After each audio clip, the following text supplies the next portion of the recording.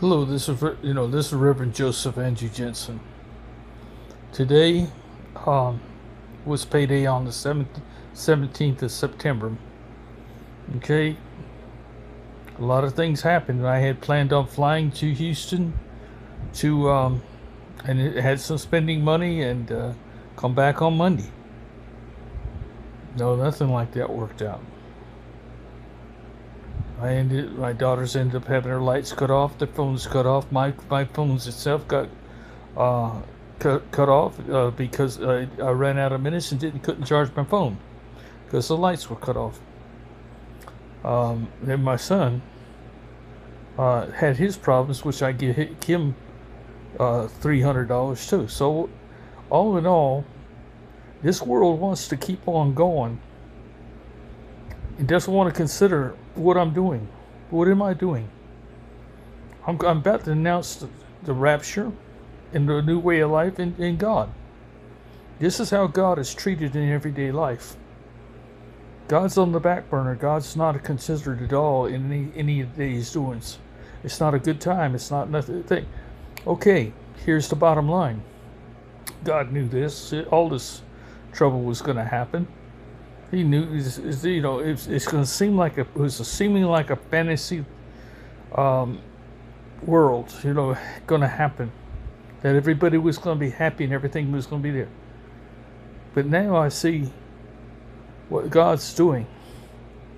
What's the point if I go to Houston and I don't make the impact I'm supposed to make at Joel Osteen's church or even on anybody? What if I don't make an impact on anybody? Nothing changes. Truthfully, I speak to God all the time. He speaks to me all the time, 24 hours a day, 7 days a week. There's not a heartbeat in anybody, a breath that we don't share, but yet God's not in the picture. You're going to call yourselves Christians, you're going to call yourself Jews, you're going to call yourself Islam or Muslims, whatever your religion,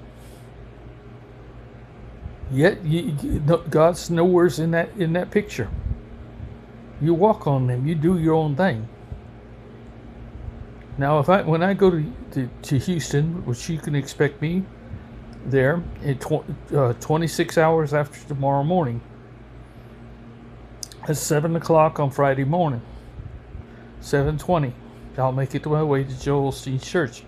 And I'll try to see Joel Osteen, but no doubt I won't. Because he'll be too busy. And I'll be relaying messages to nobody. Even the rapture. It's even written in the Bible. It says, God will come, it wasn't Jesus who come like a thief in the night. It was God was going to come back in the thief in the night. There's a whole lot to explain about the Bible too. And the other things I got wrong myself. Calling Paul the Antichrist. No, Paul was not actually the Antichrist. It was Nero who was the Antichrist. Paul was nearly working for the Antichrist, knowingly working for the Antichrist. Okay? Now here's the thing. It doesn't matter about religions and what's written in the Bible, the Torah, the Quran, or anything. What matters is what you do and how you're reacting right now.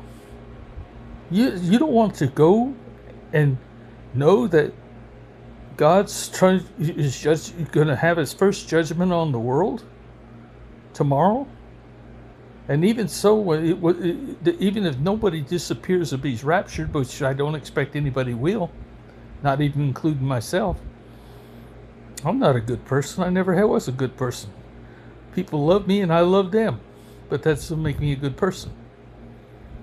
Okay? God chose me to do a job and I'm going to see that job through.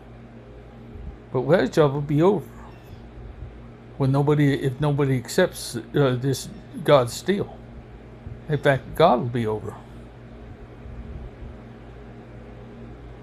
It's inevitable.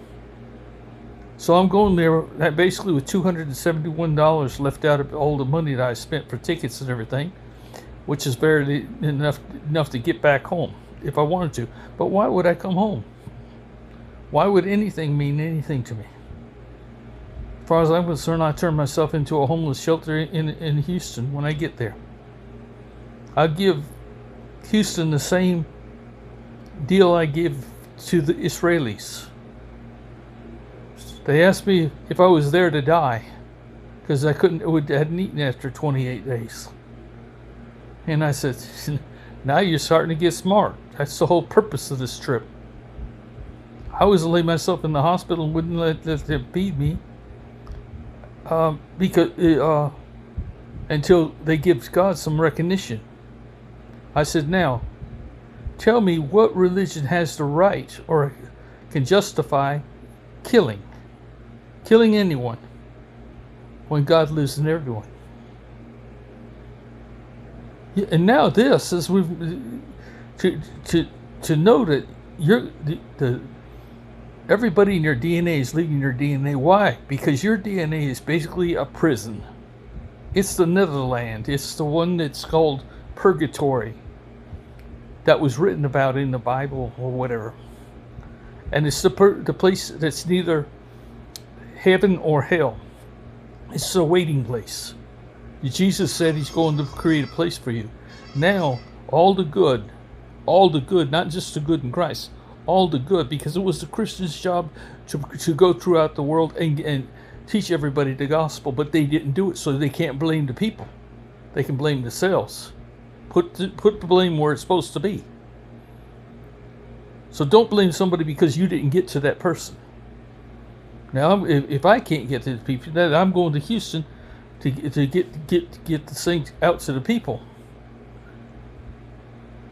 What better way is to get it to Joel's church, where you're talking about 15,000 people 3 times on Sunday morning, and I'll be there on Saturday night, midnight, to have my own visual in the parking lot, to see my wife and my daughter and my mother and father and all my grandparents off to be with Jesus.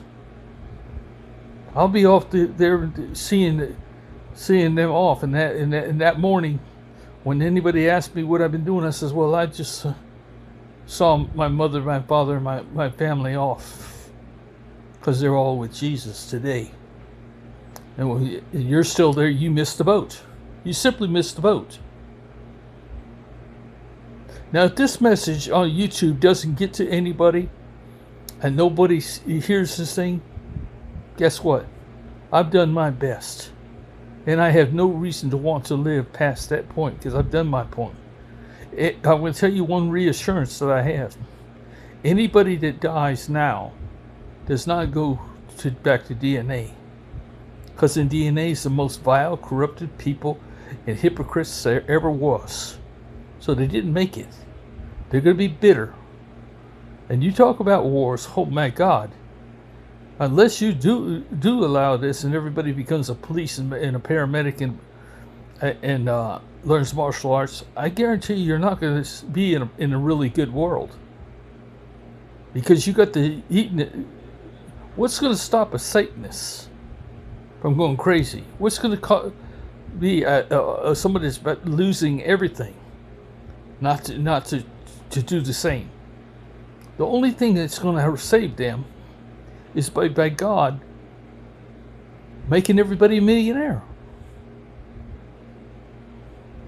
Basically, there's $733 trillion in assets in this world. And the United States has over half the national debt of the world, which is the national debt of the whole world is about 73 trillion. 73 trillion of $773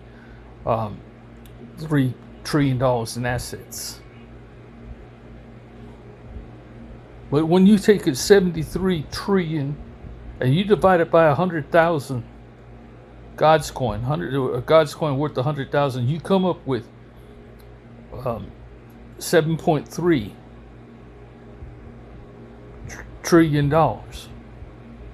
Split amongst, and there's 9 billion people in the world, so 7.3 billion people will be billionaires in this world out of 9 billion, and the other ones will be very close to it, They will be the billionaires by the time they get old enough.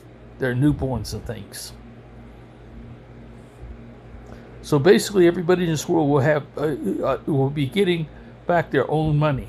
That's put aside once the world changes all its money into God's coin.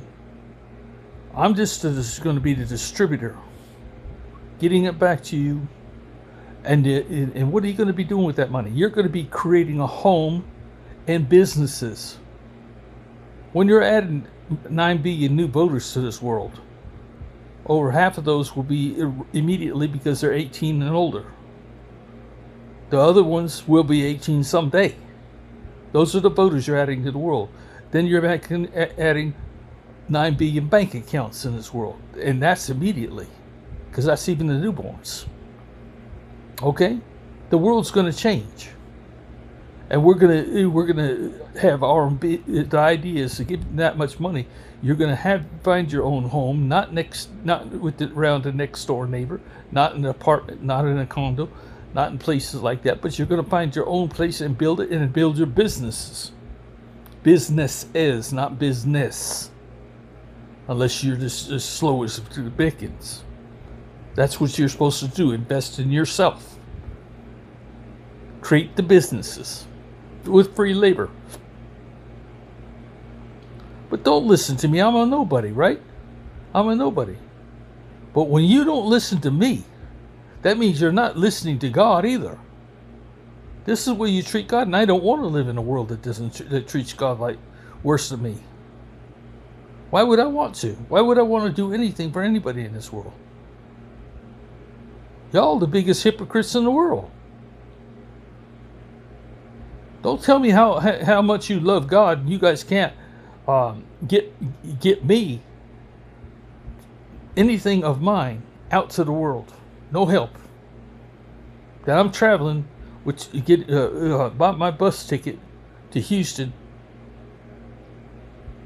for $150, and then I got $271 back in my pocket to live on. But like I said, unless when I get there, I'm basically blackmailing the world, because on the 21st, everybody, even in the United States, can buy God's coin for $1. So Elon Musk, you got 412 billion dollars. If you want that $412 billion divided by 100,000,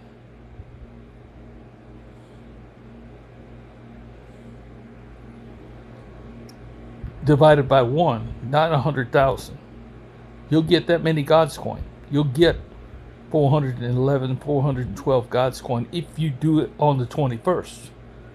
But on the 22nd, it's going to cost every God's coin is going to cost the United States $100,000 against that. When you decide to turn in your money, you probably end up broke all the way down to zero by not paying attention. That's how far this thing's going. I'm going against every government. I'm going against every... You guys have... And my God, the best thing you could do for me, I just thought about it, and just God reminded me, what's going to happen to me? Well, hell, I'll be in jail. What the hell? I'll be in jail. Thank God. God just answered that. What the hell do I got to lose? I'll be in jail. Then you'll pay for my food 3 times a day. And you'll pay for the thing. And I'll be still calling you all out, saying, don't even think about praying. You just turned God and God's messengers away. You wasn't waiting for nothing. If all hell breaks loose in this world, it's because you guys put it that way and you're letting them take over. You're willing to... Don't talk about the pain and suffering you're going through, because you guys had the chance to change that. And none of you can do that without me. Why? Because none of you can... I don't know why you guys can't hear God. It just beyond my comprehension that I'm the only person in the world that can hear God, when I'm no different than you. I'm not to be special. You're the one that's special. You're listening to me. For God's sakes, wake up, people. Help me. Help me to help God. I'm going to leave it here. Leave this at the message to you, because this is the one I'm giving to the world right now. Good night.